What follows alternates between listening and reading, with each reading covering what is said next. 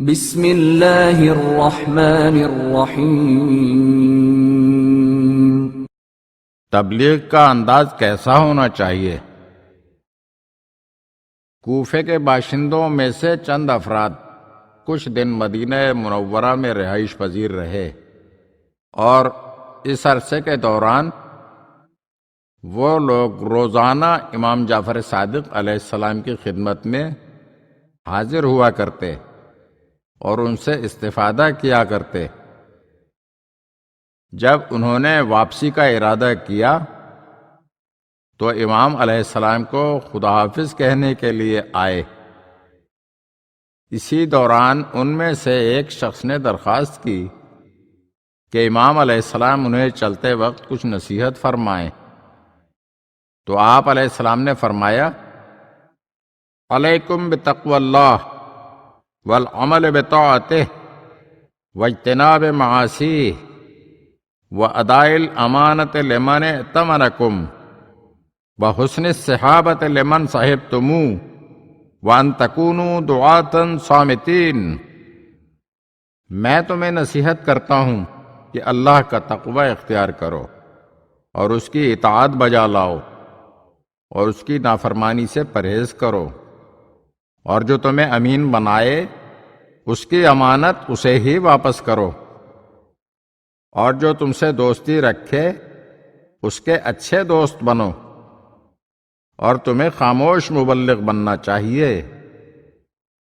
انہوں نے عرض کی، مولا، بھلا خاموش رہ کر ہم تبلیغ کیسے کر سکتے ہیں؟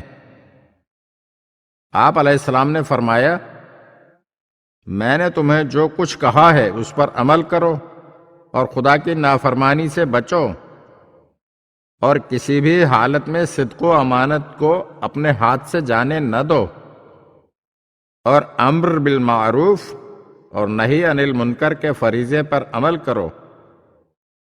جب تم لوگ ایسا کرو گے اور لوگ تمہارے کردار کو دیکھیں گے تو بے ساختہ کہہ اٹھیں گے کہ اہل بیت علیہم السلام کی محبت کی وجہ سے ان کا کردار بلند ہو گیا ہے۔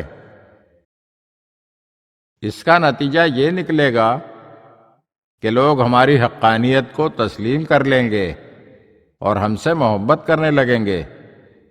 میں خدا کو گواہ بنا کر کہتا ہوں کہ میرے والد حضرت محمد باقر علیہ السلام فرماتے تھے کہ ہمارے شیعہ بہترین لوگ ہوا کرتے تھے۔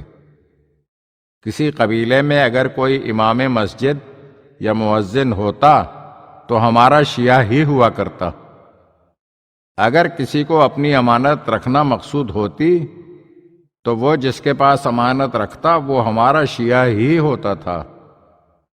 لہذا تمہیں چاہیے کہ اپنے عمل و کردار کے ذریعے سے لوگوں کو ہماری طرف دعوت دو، اور بے عمل بن کر لوگوں کو ہم سے متنفر و بیزار نہ کرو۔ اگر آپ ہمارے چینل کی نئی ویڈیوز دیکھنا چاہتے ہیں تو ہمارے چینل کو سبسکرائب کریں اور گھنٹی کے بٹن کو دبائیے تاکہ ہر آنے والی ویڈیو آپ کو جلد موصول ہو سکے۔ اور ہاں، لائک اور شیئر ضرور کیجیے اور اپنے قیمتی کمنٹ سے ہمیں آگاہ کیجیے۔ شکریہ۔